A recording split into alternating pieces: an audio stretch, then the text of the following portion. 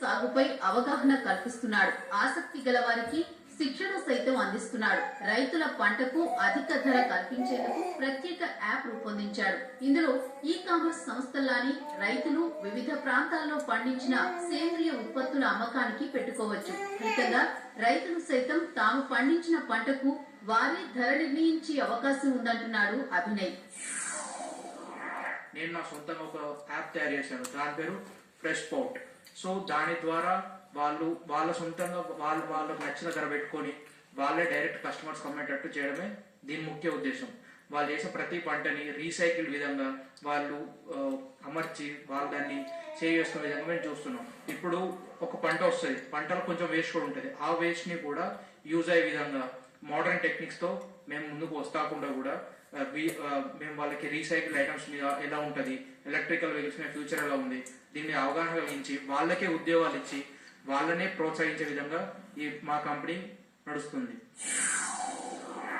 BTech మొదటి సంవత్సరం నుంచి వినూత్నంగా ముందుకు సాగుతున్న అభినయ్ కు అనేక అవార్డులు వరించాయి. 2018లో యంగెస్ట్ ఐడియల్ ఎంటర్ప్రెన్యూర్, 2019లో ఇంజనీరింగ్ ఎంటర్ప్రెన్యూర్ అవార్డులు దక్కాయి. 2020లో creative entrepreneur, best youngest innovative entrepreneur పురస్కారాలు లభించాయి.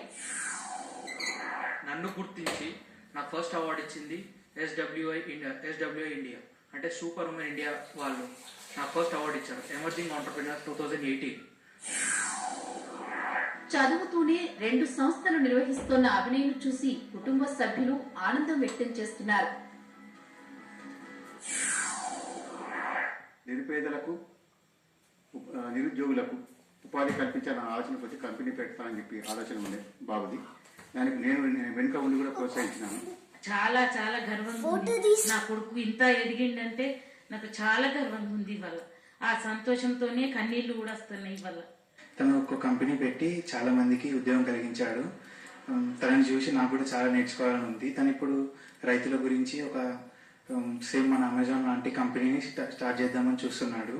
సో అట్లాంటి పనులు చేస్తున్న కొద్దీ నాకు కూడా కొంచెం ఇన్స్పిరేషన్ గా అనిపిస్తుంది. తనని చూసి నేను కూడా ఏదైనా ఒకటి చేయాలని అనుకుంటున్నాను. ఈ కామర్స్ సంస్థల్లో నచ్చిన వస్తువులు ఎలా కొంటున్నామో అలాగే రైతులకు తమ ఉత్పత్తులు అమ్ముకునేందుకు అలాంటి ఏర్పాటు ఒకటి ఉండాలి. అందుకోసం రానున్న రోజుల్లో ఒక వేదిక సిద్ధం చేయడానికి ప్రత్యేక కార్యాచరణ రూపొందిస్తున్నాడు సాయి అభినయ్ చేపూరి. టాలెంట్ ఉన్నప్పటికీ ఉపాధి లభించక ఖాళీగా తిరుగుతున్న వారిని ఎంపిక